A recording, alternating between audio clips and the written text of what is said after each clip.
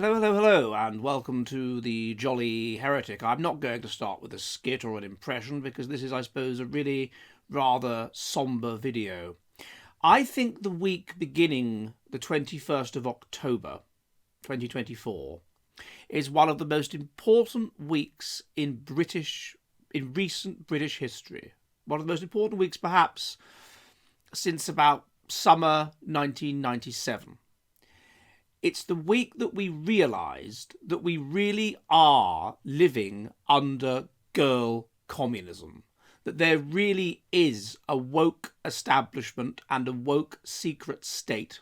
That they really are very, very frightened that they will lose power, to the extent that they have been flexing their muscles over the newspapers, turning the newspapers into de facto pravdas, except that the more conservative of those newspapers are so repelled by the regime that they are prepared to subtly smuggle in the truth. This is exemplified in two things. On Monday, there was the documentary The Hope Not Hate expose, exposing the far right, in which, as you will see if you go over to my Substack, it is quite clear that the undercover Hope Not Hate reporter involved works for the secret services. It seemed, I can't be 100% sure, but it really does seem like it works for the woke deep state. Because remember, this is a group that persecutes not just the right, but also the economic left, the old socialists, people like Piers Corbyn. It is an arm of the establishment of the woke state. And as you'll see in my piece, it seems fairly clear, of course, that there's always plausible deniability about what's going on. But as importantly, what this week saw was the suicide of Mr. Peter Lynch, one of the so-called rioters in August. And today I want to talk about why this gives us such an insight into what is going on. Before I do that, could you please subscribe? Could you subscribe here on YouTube, and could you subscribe on my Substack, thejollyheretic.com, where if you like what I do, you can support me for the cost of a pint of beer a month, and where there's in-person interviews, all the most based stuff, movies I do, all kinds of stuff, and so please go and subscribe over there. But subscribe here on Jolly Heretic and click that like button and leave a comment and all that. It really, really, really does help. Right, back to the video. So what we see in the Daily Telegraph is reported that rioter dies in prison after being jailed for his behaviour. Peter Lynch, a grandfather from Rotherham, apparently was there at the riot at the Rotherham Asylum Centre, this 61-year-old man, and he called the police officers scum, and he shouted child killers at the people in the centre. And that was enough to have him put in prison. To call the police scum. I mean, some people would argue that if you are operating to assist the current Starmer regime, you are by definition scum, and that perhaps it should be a criminal offence to not call the police scum. And for shouting child killers at the asylum centre, when of course it was a non-British person who was the child killer, or a non-native British person. But for this, he was put in prison. Now, there must have been concerns over his mental health. I mean, these kinds of things are known about and discussed and are used in mitigation. But the regime put him in prison anyway because they wanted to make an example of this granddad. Think how his grandchildren must be feeling, and his children. And his wife perhaps. They wanted to make an example of him. They wanted to give out punitive punishment to make it clear that if you oppose the regime in a way that shocks them, then you will pay, and you will pay severely. So for this period of time, all sense of justice, all proportionality, all sense of reasonableness was lost.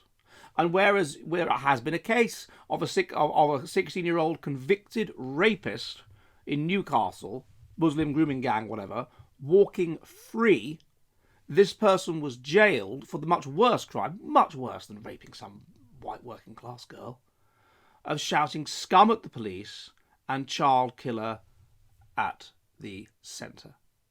So this is showing you heresy, basically, or just daring to stand up to the regime.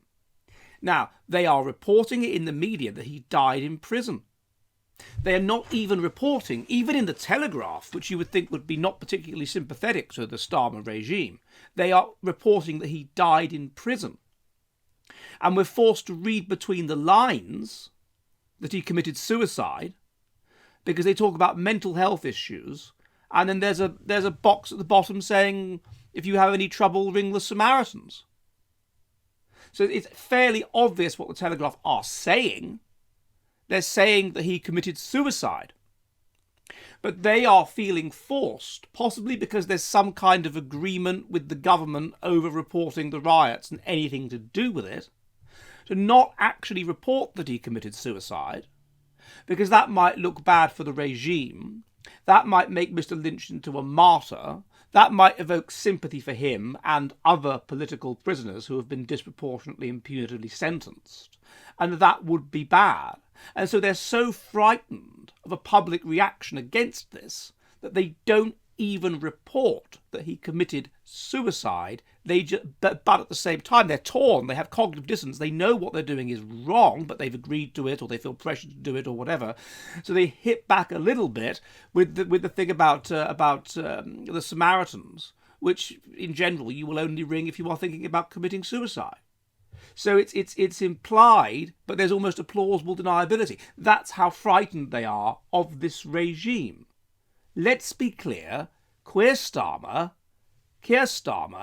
this nasty, nasty authoritarian, albeit nasty because of his conspicuously abusive childhood, but other people have abusive childhoods and they don't behave like this, has quite deliberately, or his courts have, knowing, pressured the courts to give highly punitive sentences. They have therefore given that sentence, stating you will be convicted, interfered with the justice system, ensured these people cannot get fair trials, or at least fair judgments, interfere with the justice system, to place in jail what they call, even the Telegraph, a vulnerable person, with the result that, of course, he has killed himself. Keir Starmer has blood on his hands. And it reminds me of that scene there's that film about Oliver Cromwell in the early 70s or late 60s. And someone takes the common land away from some peasant or something. And they said, this land belongs to the king. And the peasant says, I say the king is a thief. And he's hit on the face with a whip, taken away, and he returns to church one Sunday morning with his ears cut off. And Oliver Cromwell sees this and says, God damn this king. Well, God damn this Prime Minister. There is such a special place in hell for him. Are you ready for the future of the West?